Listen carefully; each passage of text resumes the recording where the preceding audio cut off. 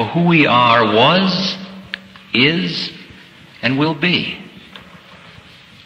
And these are just processes of transformation that we're going through. Just like it's very hard for a prepubescent to understand the time will come when his baseball cards aren't that relevant.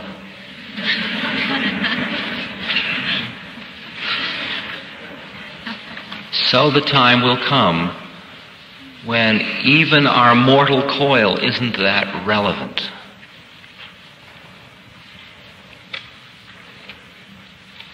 I gave a scenario at the last workshop, and I like it because it's so explicit. It's a very heavy, far out one, but I'll give it to you anyway. If you will just imagine somebody who has died, okay, and they died in the Western, I'll give you two people. One has died in the Western metaphor, see, so they're busy not dying. Doctor, save me, transplant me, implant me, do whatever you do, but don't let me die. But you're dead, then you die. And a voice says to you, hello. And you say, well, if I can hear a voice saying hello, I guess I didn't die. The voice says, no, you died. You say, well, I can't have died. And that's confusion. It's called purgatory in Christianity. And you just sort of hang in that place, and then you get reprogrammed into the next round.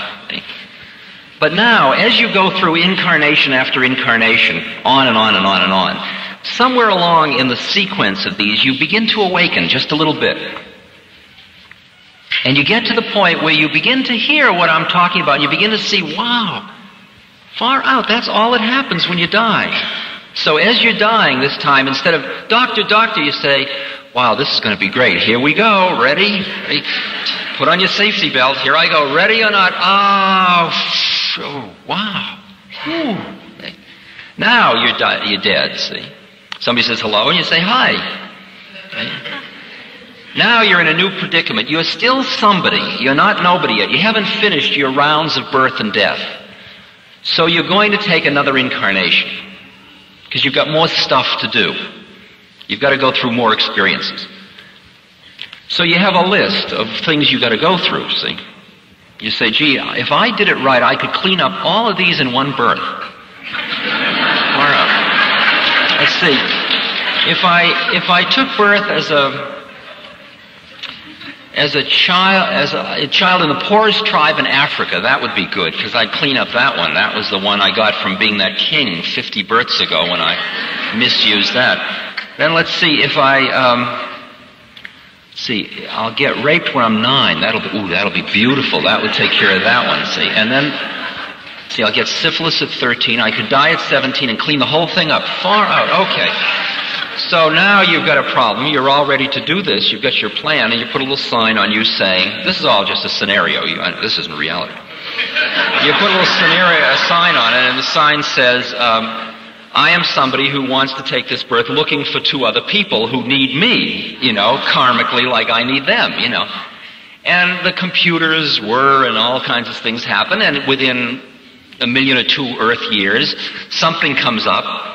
Doesn't matter, it's going on anyway. And these two people say, let's have a baby, or there's a moment of passion, and there you are. And as you're being born, you say to everybody, well, see you later. And you dive into Earth, and you go, wah, wah, and you're a baby. Veil over. You are a baby, that's all your reality is, a baby. 9 years old, you're raped. 13, syphilis. 17, you die. No, I don't want to die. You're dead. You get them up and you say, everybody says, hi, back so soon. Right, well, that cleaned up all those 5 now. Is that too gross for you? From where I'm sitting, I've got to up-level it just one bit by just saying to you that since the reality that lies behind all these relative realities, there is no time, all your reincarnations are happening simultaneously.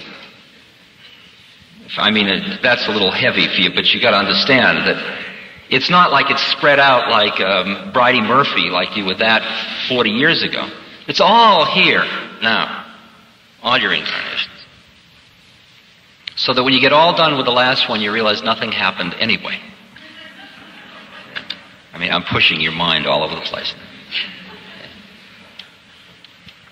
If you could see the universe that way, what would be the difference in the meaning of death? Well, I'm finishing chapter 3. Now, I'm not saying that you should have a mind intellectual overlay that makes everything different that way, not a dishonest imposition of intellect. But for anybody that will subject themselves to simply sitting down quietly and learning how to quiet their mind by allowing the thoughts to come and go. Just as simple a thing as following your breath. Just take 2 minutes now. Bring your awareness to your breath. Just notice the breath. Either notice it going in and out of your nose, or notice it rising and falling in the middle of your abdomen. Pick one or the other and stay with it.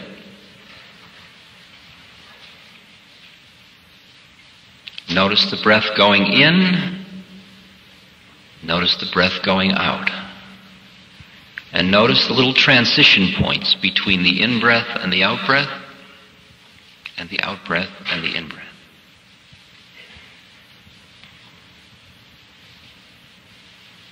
Keep your awareness focused on your breath.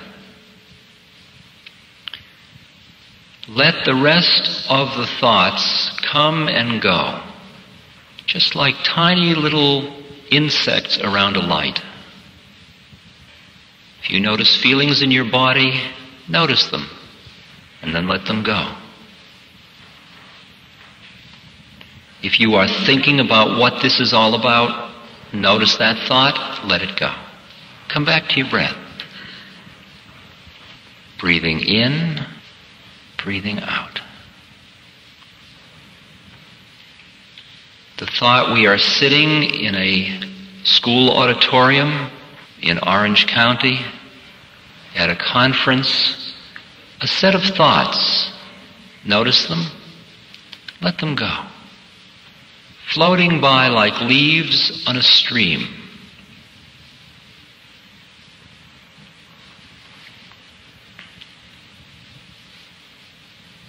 Thinking about the future, remembering the past. Thoughts coming, going. Bring your awareness back to your breath.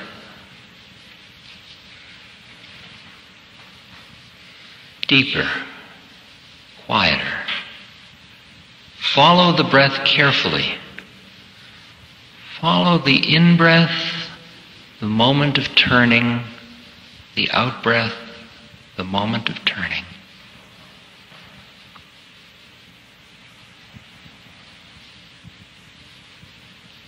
The silence in the room, notice it, let it go. Come back to the breath. The breath is the focal point. It's the primary object. The rest of the universe comes and it goes. Problems come into mind. Notice them. Bring your awareness back to your breath.